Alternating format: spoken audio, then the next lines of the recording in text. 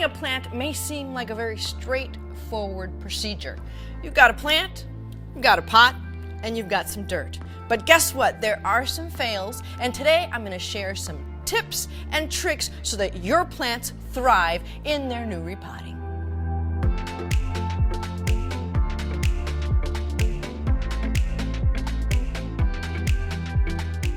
So the first step is we want to make sure that we've got the right vessel or pot.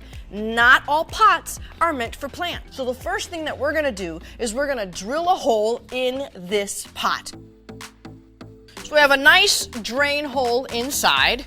And now what we're going to do is we're going to take a little piece of weed barrier and we're going to cover our hole. That's going to prevent your material from falling out with watering. And the pebbles are going to help with the drainage so that when you water it, the water seeps through the pot and you've got your dirt fully filtrated with the water. Now we're going to fill it with some dirt. I have already here my own mixture of potting soil, and for the recipe for this, check it out on familyhandyman.com. So here we go. We're just going to fill it up. Okay. I purposely didn't water it because I want it to slide out easily. And then we're just going to put it in here, and I like to be about an inch below the top of my lip because I want to still be able to put dirt all the way up and over it.